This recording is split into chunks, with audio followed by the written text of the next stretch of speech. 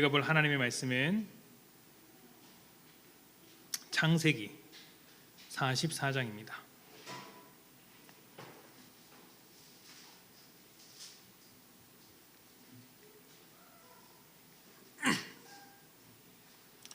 오늘 우리가 함께 볼 하나님의 말씀은 창세기 44장 33절부터 34절까지의 말씀. 창세기 44장 33절부터 34절까지의 말씀. 우리 두 절의 말씀을 봉독하도록 하겠습니다. 제가 봉독합니다. 33절입니다. 이제 주의 종으로, 이게 맞나요? 네. 이제 주의 종으로 그 아이를 대신하여 머물러 있어 내 주의 종이 되게 하시고 그 아이는 그의 형제들과 함께 올려 보내소서. 그 아이가 나와 함께 가지 아니하면 내가 어찌 내 아버지에게로 올라갈 수 있으리까? 두렵건대 제 해가 내 아버지에게 미침을 보리이다. 아멘. 사람은 누구나 과거에 대한 기억을 안고 살아갑니다. 그 기억으로 현재를 만들고 미래를 꿈꿉니다. 역사를 배우는 것도 과거를 통해 현재를 조금 더 잘 살기 위해서이고 또 과거에 저질렀던 같은 잘못을 반복하지 않기 위해서입니다. 자기가 살아온 삶을 기억하고 되짚어보는 과정은 사람이 성숙해지는 아주 중요한 과정이라고 할 수 있습니다. 그런데 의외로 많은 사람들이 과거를 깊이 있게 생각하지 않습니다. 후회는 많이 합니다. 후회. 원망도 많이 합니다. 과거의 일을 생각하면서 후회와 원망을 많이 하는 것이죠. 후회와 원망은 과거를 대할 때 나오는 부정적인 시선 중에 대표격인 것 같습니다. 과거의 아픔에 대한 원인을 나에게로부터 찾으면 그것이 후회인 것이고 또 다른 사람에게서부터 찾으면 원망이 나오는 것이죠. 그러나 후회와 원망이 사람을 성숙하게 만들지는 않습니다. 후회에 빠지면 자기 자신에 대한 실망에서 헤어나오기가 어렵고 원망에 빠지면 분노를 품고 살게 되는 것이죠. 둘 모두, 후회와 원망 모두 우리를 건강하게 만들지 않습니다. 그리스도인은 과거의 발걸음을 통해 하나님을 만나야 하는 사람들입니다. 하나님께서 우리를 인도하고 계셨다는 것을 내 삶 통해서, 내 과거 속에서 발견해내는 것입니다. 과거를 모두 이해하지는 못해도 하나님의 계획과 섭리를 인정하면서 순간순간 우리에게 다가오신 하나님의 은혜를 찾아낼 때 비로소 우리에게 과거가 의미 있는 것이죠. 이런 것이 없다면 내가 살아온 인생이라는 것은 그저 고생한 그 시절의 이야기에 불과하거나 특별할 것 없는 그저 그런 과거가 될 것입니다. 세상 똑같은 것이죠. 오늘 말씀은 창세기의 마지막 부분에 있는 요셉의 이야기 중에서도 거의 결말에 해당나는 이제 장면이 나오는 부분입니다. 그 이야기 중에서도 요셉의 형제인 유다의 고백인데요. 일단 요셉의 이야기니까 요셉에 대한 이야기를 쭉 한번 훑어보도록 하겠습니다. 잘 아시겠지만 요셉은 노예의 신분으로 시작해서 그 당시 초강대국이었던 애굽, 이집트의 총리가 되었던 입지전적인 인물이라고 말할 수 있습니다. 세상 모든 역사를 뒤져도 요셉만큼 극적으로 변한 삶을 찾기란 어려울 것입니다. 어렸을 때 아버지의 사랑을 독차지했던 요셉이 형제들에게는 큰 미움을 받았습니다. 그 미움이 얼마나 컸는지 형제들은 아주 심하게 질투를 했고 요셉을 죽이고자 결정했다라는 이야기를 찾아볼 수 있습니다. 한번 보도록 할까요? 창세기 37장입니다.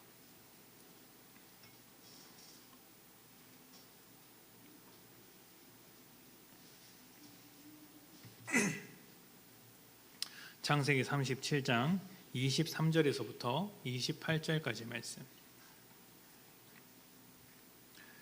창세기 37장 23절입니다.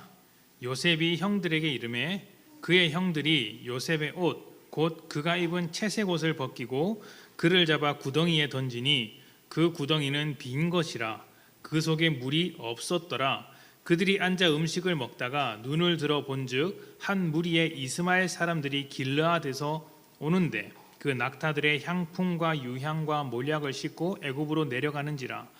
유다가 자기 형제에게 이르되 우리가 우리 동생을 죽이고 그의 피를 덮어둔들 무엇이 유익할까? 자, 그를 이스마엘 사람들에게 팔고 그에게 우리 손을 대지 말자.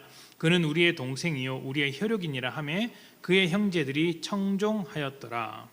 그때 미디안 사람 상인들이 지나가고 있는지라. 형들이 요셉을 구덩이에서 끌어올리고 은 20에 그를 이스마엘 사람에게 팔매 그 상인들이 요셉을 데리고 애굽으로 갔더라.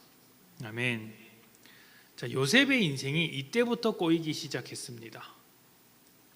형제들이 모여서 요셉을 죽이고 가자 했을 때 사실 모든 형제가 죽이려고 했던 것은 아닌 것 같습니다. 형제들이 모여서 좀 화가 났는데 그 중에서 요셉의 죽음을 막으려고 했던 사람이 있습니다. 누구냐면 첫째인 르우벤입니다.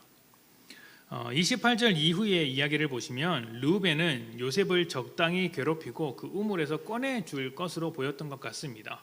그런데 요셉이 보이지 않자 가슴을 치면서 어디 갔느냐고 이렇게 우는 장면이 있습니다. 근데 반면 르우벤과는 달리 요셉을 처리하는데 조금 더 적극적이었던 사람도 있습니다. 바로 유다죠. 유다는 요셉을 노예로 팔아넘기는데 앞장섰습니다. 그리고 요셉은 이때부터 팔려나간 인생, 수년 동안 고생하는 인생이 되는 것이죠. 우리는 결과에 집중하느라 과정을 생각하지 않는 경우가 종종 있죠. 끝이 좋으면 다 좋다고 하는 것인데요.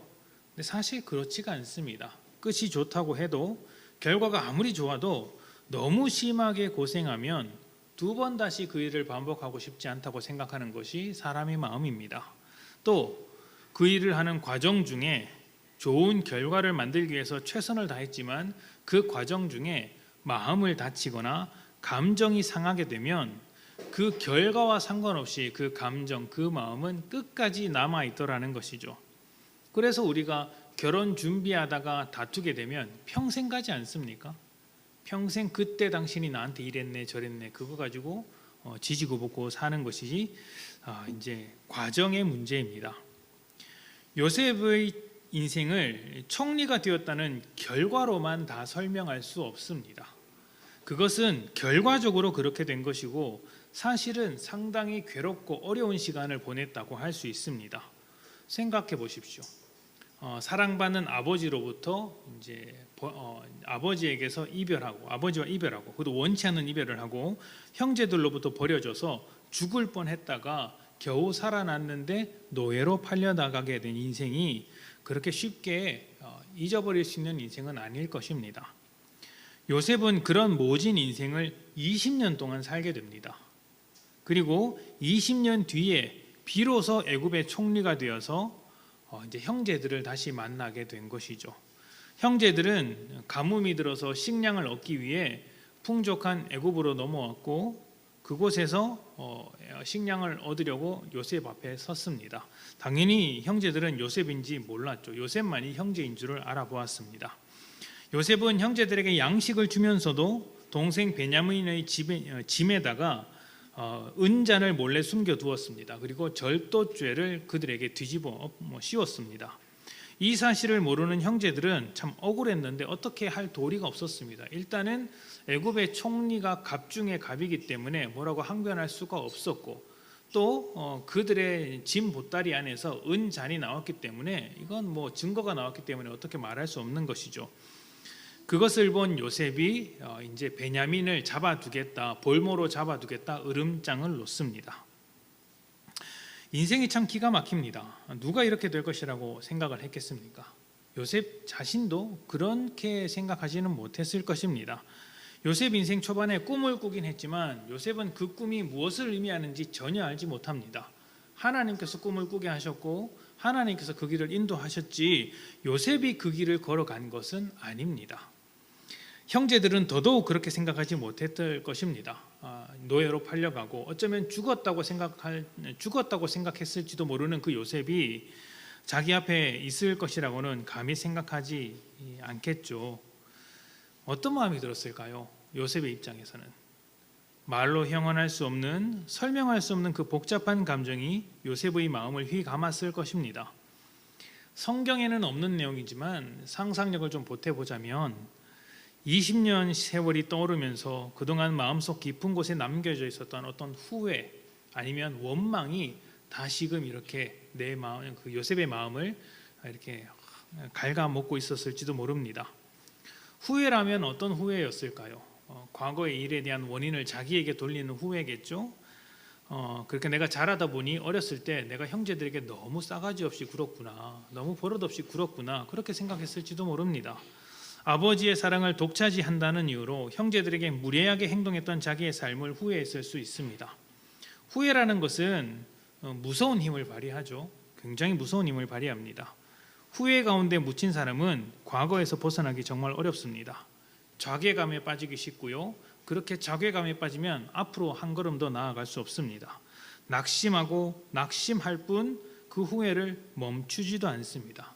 어쩌면 요셉은 그런 후회 속에 빠져 있었을지도 모릅니다. 성경에 나와 있는 이야기가 아니라 제가 한번 생각을 해보는 겁니다. 또 다른 반응으로는 원망이 들 수도 있었습니다. 이렇게 고생하게 만든 형제들을 향한 원망이 차오르고 복수심에 차오를 수도 있더라는 것이죠. 마침 총리가 되었습니다. 형제들을 어떻게 하려면 얼마든지 할 수 있는 입장인 것이죠. 후회와 원망 모두 요셉의 인생에 있을 법한 감정들입니다. 그런데 놀라운 반전이 하나 일어납니다. 우리가 읽은 본문인데요. 한번 이야기를 잘 들어보십시오. 창세기 44장 33절과 34절입니다. 이제 주의 종으로 그 아이를 대신하여 머물러 있어 내 주의 종이 되게 하시고 그 아이는 그의 형제들과 함께 올려보내소서. 이 말은 지금 유다, 그 형제 유다가 하는 말입니다. 그 아이가 나와 함께 가지 아니하면 내가 어찌 내 아버지에게로 올라갈 수 있으리이까. 두렵건대 재해가 내 아버지에게 미침을 보리이다. 아멘. 창세기 44장은 유다와 요셉의 긴 대화입니다. 유다가 누구였냐면 요셉을 팔아먹었을 때 가장 앞장섰던 형제였습니다. 우리가 방금 읽어봤죠. 근데 지금 뭐라고 하고 있느냐면 내가 베냐민을 대신해서 노예가 되겠다고 자처하고 있는 것입니다. 요셉의 입장에서 한번 생각해 봅시다. 어떤 마음이 들까요? 자기를 팔아넘긴 형이 어떻게 할 것이라고 생각했을까요? 유다가 저 형이 나를 팔아넘겼듯이 베냐민도 노예로 넘기고 자기는 살겠다고 빠져나가겠지라고 생각하지 않았을까요?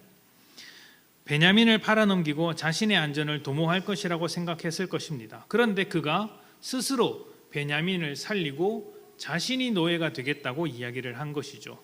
요셉의 입장에서는 참 놀랄 만한 일일지도 모릅니다.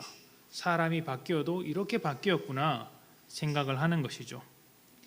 이 고백을 듣고 나자 요셉이 문득 깨닫게 된 것이 하나 있습니다. 형제들에게 죽임을 당할 뻔한 것을 시작으로 해서 고생했던 그 자기의 인생을 사실은 하나님께서 인도하셨던 인생이었구나 생각했던 것이죠. 고생이 가득했던 자기의 인생을 하나님께서 만져주시고 변화시켜주시고 이끌어주셨듯이 내가 그렇게 나에게 그렇게 위협이 되었던 그 형제도, 자신을 죽이려고 했던 그 형제 유다도 하나님께서 만져주시는 인생이었구나, 이것을 발견하게 된 것이죠. 그래서 요셉이 이렇게 말을 합니다. 창세기 45장 5절입니다. 당신들이 나를 이곳에 팔았다고 해서 근심하지 마소서, 한탄하지 마소서. 하나님이 생명을 구원하시려고 나를 당신들보다 먼저 보내셨나이다. 아멘. 요셉이 고백하는 말이 무엇이냐면 우리의 인생은 당장 보기에는 답이 없는 것 같고 말도 안 되는 것으로 가득 차 있는 것일지 모르겠지만 하나님의 크신 계획과 섭리 안에 있었다라는 것입니다. 지금 그것을 고백하고 있는 것이죠. 요셉의 인생 가운데서도 하나님이 함께하고 계셨으며 요셉이 볼 수는 없었지만 유다의 인생에서도 하나님이 계셨구나. 그렇게 사람들과 함께 하시는 하나님은 자기의 일을 성실하게 하고 계시는 하나님이시구나, 이것을 발견하게 된 것이죠. 그래서 자기가 그동안 고생했던 그 모든 인생을 한마디로 정리했습니다. 하나님의 생명을 구원하시려고 나를 당신들보다 먼저 보내신 것이다. 먼저 보내신 것이다. 사람의 눈에는 이런 것이 보이지 않습니다. 나만 보입니다. 나만 봅니다. 나만. 내가 고생한 것만 보고 내가 입은 상처와 쓰라림만 보입니다. 그러다 보니 굉장히 쉽게 후회하고 굉장히 쉽게 원망을 하더라는 것이죠. 내가 그때 그것만 안 했어도, 또 그 사람을 만나지만 않았어도 이렇게 후회하는 것이죠. 특히 나를 아프게 한 사람이 그렇게 밉습니다. 그럼에도 우리가 기억해야 하는 것은 하나님께서 우리를, 내 자신을 인도해 주시듯이 나와 원수와 같이 안 좋은 관계를 맺고 있는 그 사람의 인생도 인도하고 계시다라는 것입니다. 그리고 그 과정이 절대로 순탄치 않고 만만하지 않아서 쉬운 길을 갈 때보다 험하고 가시밭길 투성이인 그런 길일 때가 많더라는 것이죠. 물론 형제들이 요셉을 팔아 넘기려고 했던 것을 좋은 일이라고 할 수 없습니다. 이것은 분명히 죄입니다. 그리고 요셉이 형제들에게 했던 행동들, 그렇게 버릇없이 자기만 알면서 행동했던 그 행동들도 동일한 죄입니다. 죄는 하나님께서 원하시는 삶의 모습이 아니죠. 하나님은 죄에 대해서 분명히 경고하십니다. 하지만 하나님은 우리의 죄로 말미암아 벌어진 그 일로 인해 자기의 일을 미루지 않습니다. 실패하지도 않습니다. 멈추지도 않습니다. 우리의 죄가 하나님의 계획을 방해할 수 없더라는 것이죠. 우리의 죄가 방해할 수 없는 하나님은 가장 좋은 방향으로 언제나 우리를 인도하고 계십니다. 나만 인도하는 것이 아니라 나의 반대편에서 사사건건 나를 아프게 하는 그 사람도 인도하고 계심을 기억하고 있어야 한다는 것이죠. 요셉과 유다가 지금 그렇지 않습니까? 요셉은 유다의 인생을 볼 수 없었기 때문에 그 인생 가운데 하나님께서 어떻게 일하셨는지 알지 못합니다. 우리 역시 그렇죠. 우리는 성경을 볼 때 요셉 중심으로 기록된 것을 봐왔기 때문에 유다의 인생 가운데 어떻게 하나님께서 역사하고 계셨는지를 전혀 알지 못합니다. 그런데 하나님은 그렇게 보여지는 것 이면에서도 일하고 계셨고 유다라는 사람의 인생을 바꿔놓으셨습니다. 어떻게 바꿔놓으셨죠? 형제를 노예로 팔아먹는 인생에서 형제를 대신해서 노예 신분을 자처하는 인생으로 바꿔내셨다라는 것이죠. 유다의 입장에서도 요셉을 만나게 되었을 때 놀랐을 것입니다. 아니, 저 동생이 어떻게 살아있는가? 저 동생이 왜 여기에 있는가? 요셉의 인생을 볼 수 없었지만 우리는 요셉을 인도하신 하나님께서 어떻게 이끌어 오셨는지를 요셉의 이야기를 통해 알 수 있는 것이죠. 하나님은 일하셨고 변화된 사람들의 삶을 보게 하셨습니다. 그래서 요셉으로 하여금 이런 고백이 나오게 한 것이죠. 이것이구나. 아, 나를 이렇게까지 이끌고 오신 이유가 여기에 있었구나. 하나님께서 그 긴 세월을 이끌어 오신 이유가 바로 여기에 있었구나 라고 하면서 하나님의 계획과 섭리를 인정했고 끝끝내 유다를 받아들일 수 있었던 것입니다. 어쩌면 우리는 요셉과 같이 후회할 만한 선택을 해왔고 원망 가득한 마음으로 살아왔을지도 모릅니다. 잘못된 선택에 좌절하면서 우리 자신에 대한 후회를 가득 안고 살아가고 또 어떨 때는 누군가의 선택 때문에 피해를 입어서 그 선택을 한 사람을 굉장히 원망하는 경우도 많습니다. 그러한 삶이 과거에 지배당해서 삶에 대한 비관을 멈추지 못하게 할지도 모르겠습니다. 내 인생은 왜 이런가? 왜 이런가? 그런데 여러분, 내 인생은 왜 이런가? 왜 이런가? 비관적인 자세로 살아가는 것은 사실 하나님을 신뢰하지 않는 것이죠. 하나님의 선하심과 일하심은 내 삶의 비극, 희극과 상관없이 여전히 존재하고 있는 것입니다. 하나님께서 나를 이끌어 가시는데 삶의 비극이 어디 있고 희극이 어디 있겠습니까? 하나님이 만드시는 인생만이 있는 것이죠. 이러한 과거에서, 그러니까 후회와 원망으로 가득 찬 비관적인 시선으로부터 벗어나는 길은 딱 한 가지, 용서하는 길입니다. 나를 용서하든지 아니면 나에게 피해를 준 누군가를 용서하는 것이죠. 요셉이 그 형제를 용서해서 마주볼 수 있었던 것처럼 우리도 그렇게 하는 것이죠. 그래야 나를 붙잡고 있는 과거로부터 벗어날 수 있습니다. 그런데 여러분, 우리가 용서를 좀 오해할 때가 있어요. 용서는요, 없었던 일로 만드는 게 아닙니다. 말씀드렸잖아요, 처음에. 없었던 일로 생각한다고 해서 없어지는 게 아니죠. 결과가 좋으면 과정도 다 무시할 수 있다, 이런 게 아니죠. 그런 게 아니죠. 결과가 아무리 좋아도 과정은 여전히 내 마음속에 남아있는 것이고, 내가 용서라는 결과를 맺어도 사실은 그 과정은 내 마음속에 있어서 그것 때문에 힘들어하는 경우가 많습니다. 그렇게 없었던 일로만 해버리는 것, 이것은 용서가 아니라 망각입니다. 망각. 사람들이 술에 취하는 이유는 망각하기 위해서라고 합니다. 힘든 현실을 잊어버리기 위해서 술을 마신다고 하죠. 그런데 술에서 깨어나면 어떻습니까? 변한 게 하나도 없죠. 하나도 없습니다. 왜냐하면요, 망각하는 것은 해결하는 것이 아니기 때문입니다.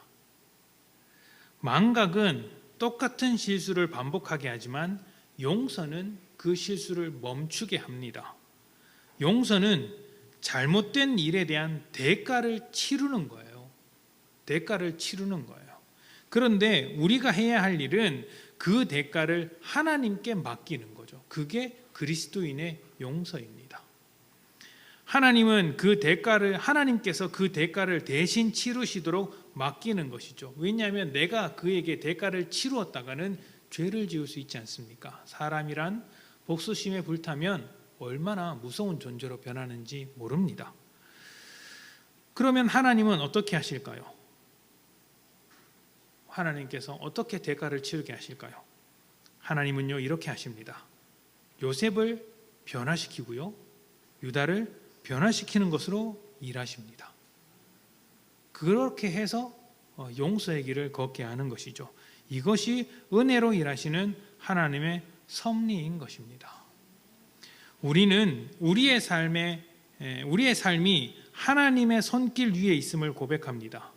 그렇다면 과거에 나에게 어려움을 주거나 피해를 주었던 사람들에게도 동일한 하나님의 손길이 있음을 인정해야 합니다. 놀라운 하나님의 손길이 요셉과 유다를 변화시켰던 것처럼 나 자신을 아프게 했던 사람의 삶도 하나님께서 변화시켜 가실 것이다 신뢰하며 나아가는 것이죠. 당장 우리 눈에는 그것이 보이지 않을 것입니다. 성경에서 유다의 인생을 보여주지 않는 것처럼 우리에는 다른 사람의 모든 인생을 다 들여다볼 수 있는 능력이 없습니다. 그러나 하나님은 그 사람의 세세한 마음을 알고 계시고 그 삶에 간섭하셔서 바꿔내시더라는 것이죠. 모든 사람의 인생이 하나님의 손 아래 있습니다. 하나님께서 어떻게 만들어 가실지는 모릅니다. 다만 우리가 신뢰하는 것은 하나님은 사람을 변화시키는 분이시고 가장 좋은 길로 인도하실 것이다 라는 것이죠. 다만 그 결과를 보기까지는 시간이 필요하고 우리는 살아가는 과정 중에 있기 때문에 그 삶을 딱 잘라서 단면을 보면 그 순간은 완벽한 사람이 보이지 않습니다. 좀 변화된 것 같은데 예전에 그 아프게 했던 그 모습이 그대로 있고 또 내가 후회했던 그 내 자신의 모자란 그 모습들이 여전히 남아있더라는 것이죠. 근데 그것은요, 끝까지 가봐야 합니다. 하나님께서 그 삶을 간섭하셔서 끝까지 변하게 하시는 그 결과를 봐야지 우리가 알 수 있는 것이죠. 팔아넘겼던 유다를 대신 팔려나가는 유다로 바뀌었고 또 형제들에 대해서 굉장히 이기적이고 속된 말로 싸가지 없었던 그 요셉을 형제들을 품고 그들을 먹여 살릴 수 있는 자리까지 옮겨내고 바꿔낸 것은 하나님의 일하심이 그들 가운데 있었기 때문입니다. 신앙은 사람을 따라가는 것이 아니라 하나님을 따라가는 것입니다. 나의 훌륭함으로 살아가는 것이 아니라 하나님의 훌륭함으로서 살아가는 것이 신앙입니다. 다른 사람의 훌륭함을 보는 것도 아닙니다. 다른 사람의 못남을 보는 것도 아닙니다. 저 사람 왜 저래? 이렇게 말하는 것은 신앙이 아닙니다. 저렇게 못난 사람도 하나님에게서 벗어날 수 없는 하나님께서 붙들어 주시는 인생이겠거니 하나님을 신뢰하는 마음으로 나아가는 것이 믿음이라는 것이죠. 그들에게도 하나님의 은혜가 필요하고 우리 자신에게도 하나님의 은혜가 필요하지 않습니까?